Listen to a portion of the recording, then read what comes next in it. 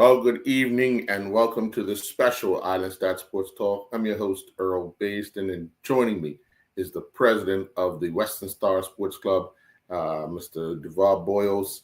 Devarr, I guess a lot of people are interested in hearing what you got to say, giving an update, because when we came on, I see quite a number of people online already waiting for you to, I guess it's those who were in attendance at your AGM last night, or maybe even those that couldn't make it, to get an update on the club, hearing it from you yourself.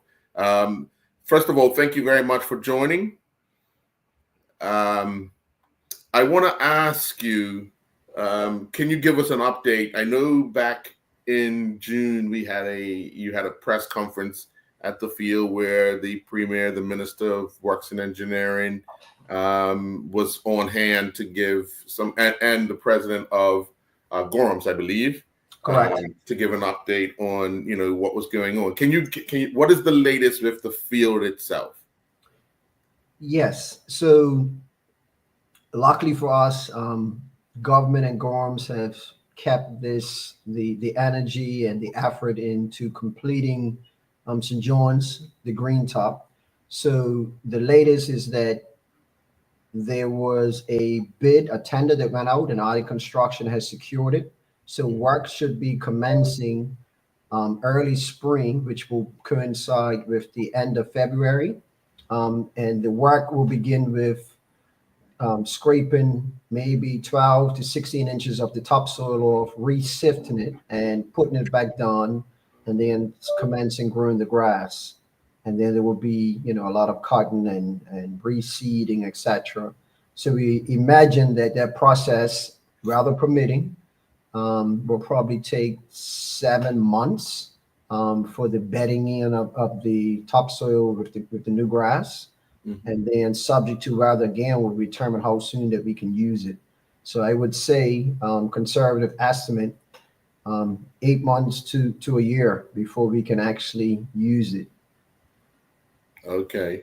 So, well, definitely you will be playing cricket elsewhere again come 2025, and hopefully some point in the football season 25-26 you'll be able to call St. John through your home again for your home matches. Yes, and we're all eagerly awaiting that. It's been quite a while for everyone, and certainly the management team at Western Stars, because we're really putting a lot of effort, and that with the Roots Foundation is actually overseeing this project. Yeah, they put in a lot of time and effort as well, because as you have instructed me to speak to at times with the chairman of that group.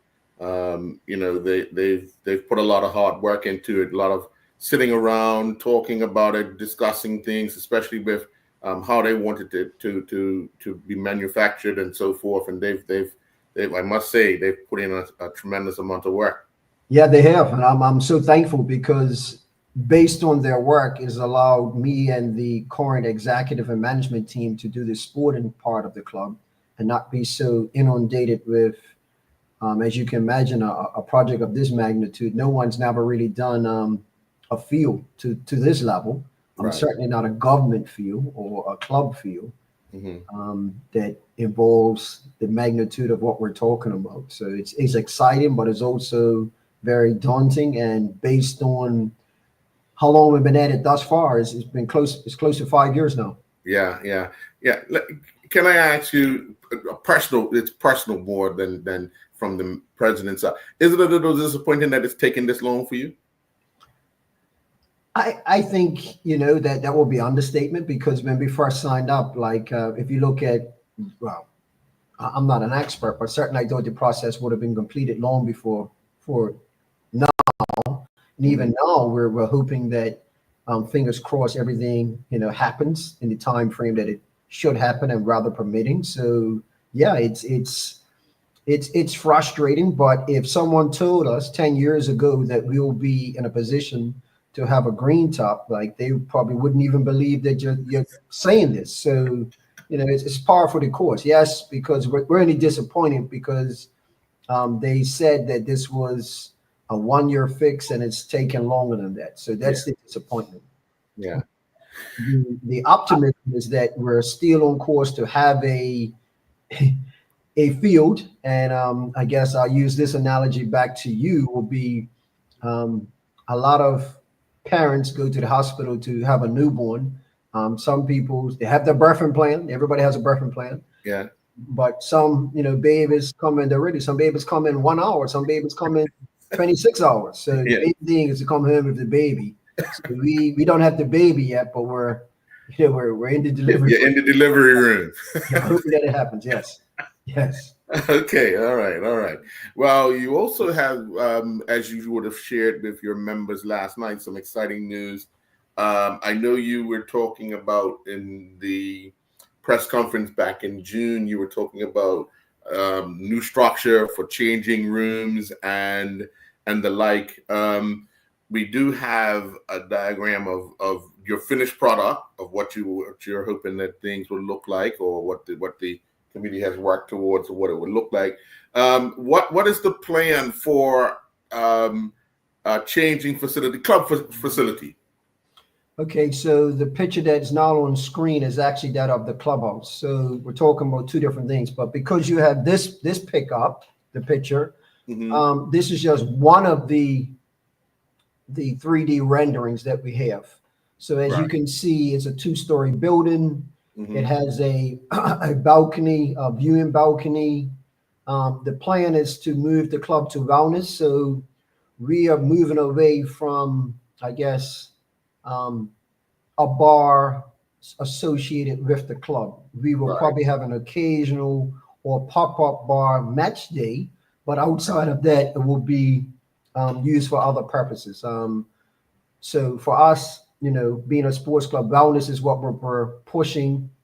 So in this clubhouse, it will be, if it comes to fruition, a gym, and we're certainly using the gym, or our emphasis will be to reach out to our neighbors and have like a wellness program for Order Solution or Medical House and Gorms in particular, Mm-hmm. where their staff can come across and use the facilities.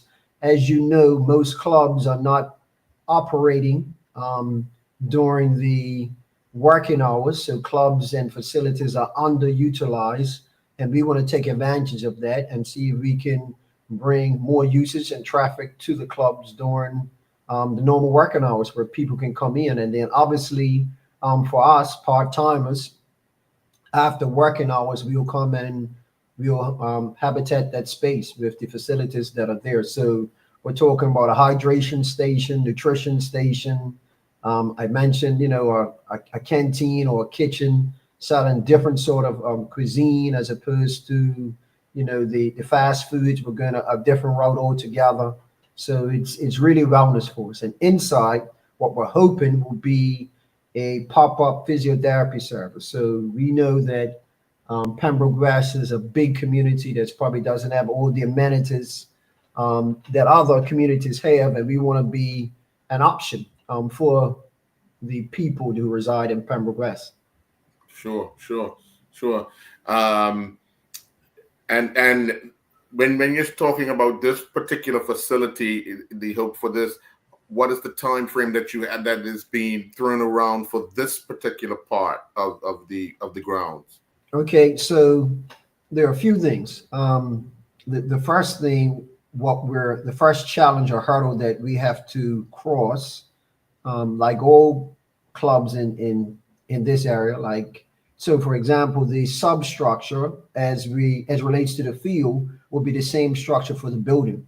because the topsoil is weight bearing but not as much as a load of a building.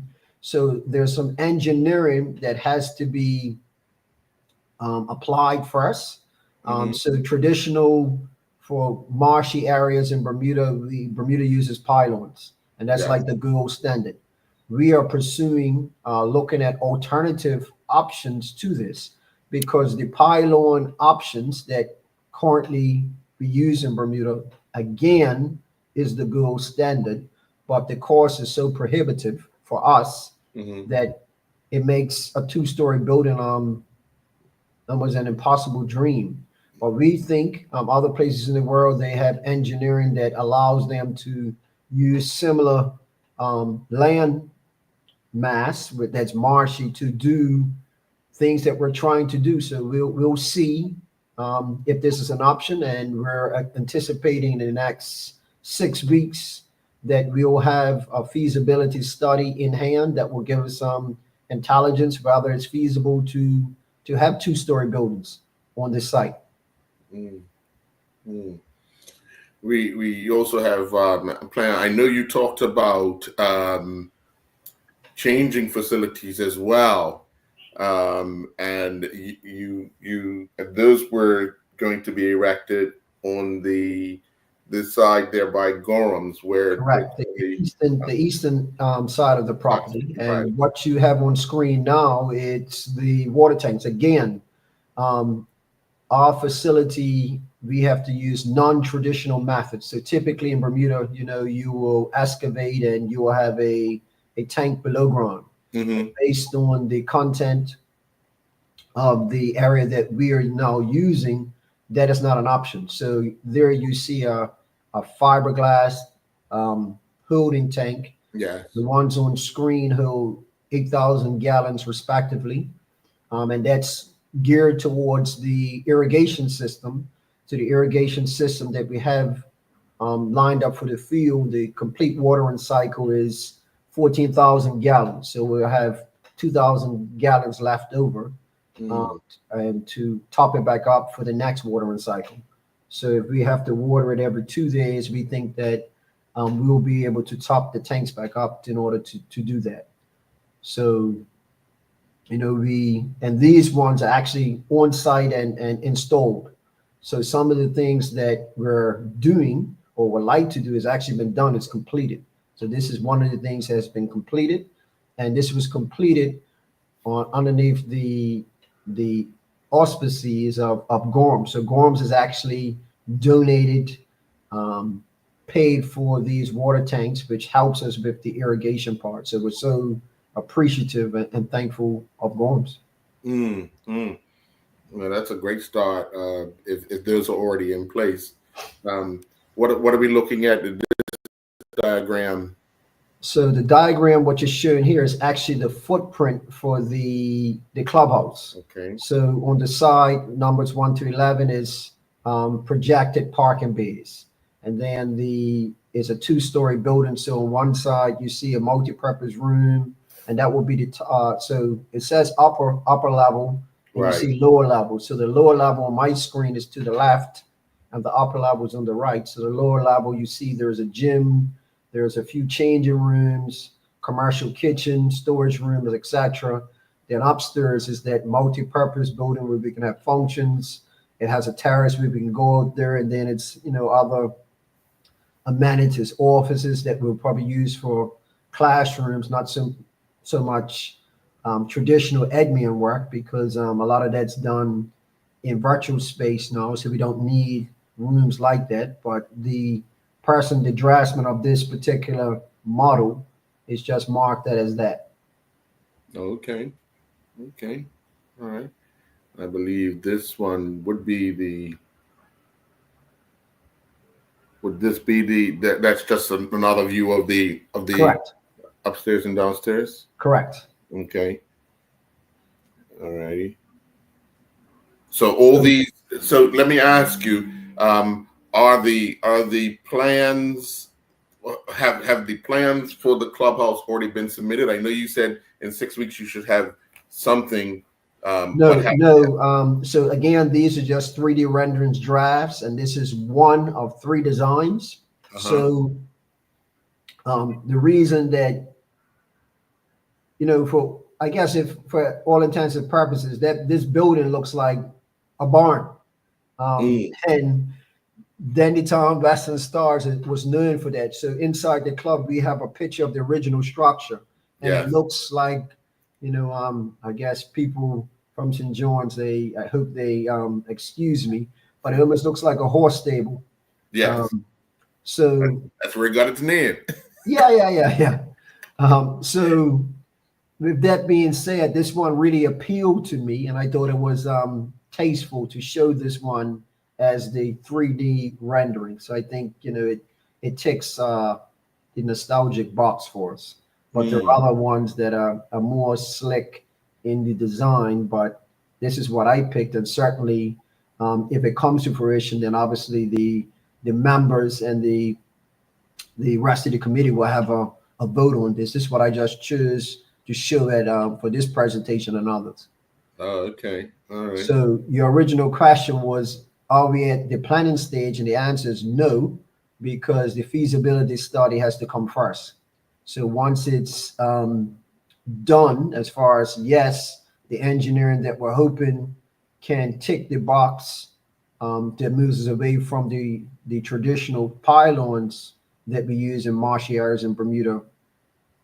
If that engineering is ticked, like I said, then we can then submit these designs and the plans to planning once we Mm. decide on which design we're going to use, and then that process starts. Mm.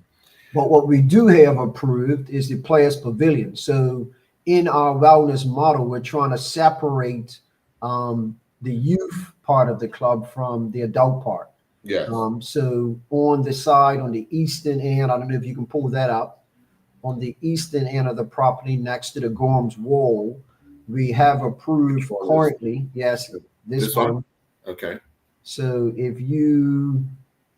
think there's another slide like this, should be another one that will probably be about, yeah, here we go. Okay. So on this one, the one in the middle, to the far left, Mm-hmm. is you see it says changing rooms. And so there's changing rooms, then the changing rooms goes right into showers and the sinks. Then Yeah. in between the two changing rooms is the referees or the officials room. Yeah. And then on the part that goes into like a hexagon, um, that Yeah. sort of shape, that's going to be a physiotherapy room. Okay. And then above that will be a similar footprint. So ideally, we want to have four changing rooms, a two-story building with a viewing balcony. And then Okay. above, on the other side, above, I guess, on top of the picture, you see is storage rooms. So those Okay. storage rooms will be specific for sports and field equipment. And then above that will be another viewing gallery. So we'll take advantage of every space that we can to Mhm. increase the footprint that we're using, so it doesn't impact any more of the green space of the playing fields that we're really after. Right. Right. So the intention is to have a separate entrance on St. John's Road. So if people are walking across Gorms and you hit the sidewalk like you're walking towards the club as it is today, on Yes. your immediate left, that will be a footpath for people to enter, particularly a young person, and they'll go straight to the changing room. They wouldn't need to walk all the way down to where the main Okay. clubhouse is. Okay. It's completely separate. All And right. then the pickup for parents. So we're talking about putting pedestrians there with a stoplight. So they pick up for parents. They'll drive onto Bakery Lane, and the players will walk across the field, and Uh-huh. parents will pick them up on Bakery Lane. They'll go through Bakery Lane, and they're exit on Serpentine Road to not create bottlenecks and to ease the congestion Okay. on the roads. So you guys have really thought about just about everything, Yeah, you including have to. You yeah. have to have how you're going to use it. That's the most important thing. So it's great to have the green top, or we know we're going to get the green top. That's Yeah. done. Yeah. So we have to have functionality in everything else that we do. So but we're just talking about. So this is for all sports. So Right. Earl, we're also talking about having softball games at St. John's because we have Oh, a softball team. We're talking wow. about doing a lot of sports that we're not known for doing or certainly hosting, but Right. certainly the way that we're moving forward, we have that. At the AGM last night, we have, I believe, 33 teams. So Wow. that's huge. Like we are a huge club, probably You're bigger a than most community people club. You're a realize. community club because I know you're heavily involved in netball now with Yeah, netball. Yeah, you have two that's one of teams. them. Yes, Okay. Yeah. Yeah. and a few other sports are going to come, but again, we need space, and the space is at St. John's Right. because with all the programming, we sometimes can overwhelm school facilities. So Yes. what we're trying to do is not to do that and to reduce the footprint at the schools and offer the schools opportunities to use ours. If you can imagine, like Barkley, Yes. they don't quite have enough room for a 400-meter track. Right. Um, I think we can get a 400-meter track at St. John's. If that's the case, then I'm sure that will be an option for Barkley. And Sure. Northlands, they're soon to be closing. But West Pembroke's another school. They can also use that for their school sports. And because again, like the club fields are not being utilized during the day. And I just think that because we're in a high traffic area, and if we can have zones where kids and schools can come to a facility and all the amenities are there and they can just use it, because before 4 o'clock, no one's going to be using the field. So we're trying to again make this a real community asset. Okay. All right. And I saw that early in the project, you guys erected those extra large pools for lighting. Where are you Right. in that regard? So the lighting bit again, most of the gold standard in Bermuda now is the tall aluminum pools. But in Yes. order to do that, you need to have the proper footings or foundations. Hmm. So again, this is a problem area, St. John. So based on the timeline that we had as well as our budget, when Gorms and government got together with the initial deal and um, raised the field, the poles that we had there for training, when we took them out of the field, they were like petrified. They were like in perfect condition. Mm. Somehow the the salt water and the marsh just they were like the poles were perfect when we pulled them out. So Right. we knew that we can use those poles. So what we did, we went to Balco and with their help, they helped us to source 70-foot poles, wooden poles. Okay. So 11 and a half feet are in the ground. Wow. So the poles are still like, close to just under maybe 59 feet off the ground. So that's still considerably higher than the wooden poles that were there and the specs that we have from the lighting company, which is Burgess Electrical. They do all Uh-huh. our work. We have a really fantastic lighting program, which will allow to us to have every night game that you can think of, provided Okay. that we can afford it. Right. Okay. All right. Well, I want to thank you very much for giving this update. Um, I think the members would have been pleasantly surprised last night with what's been going on in and around the club. Because, like you had said when we talked before, not many times do people actually stop and look and see what's going on at the club. So I'm not always familiar with what's going on. So thank you very much for giving this update for what's happening at Western Star Sports Club St. John's Road, and hopefully within the year, with when you start in February, by February 2026, you're back home and settled into your home confines. Yes, thank you, and thank you for your listeners, and watch this space. All right. Thank you very much, Devarr. Enjoy your night. You as well. Thank you. Night to you.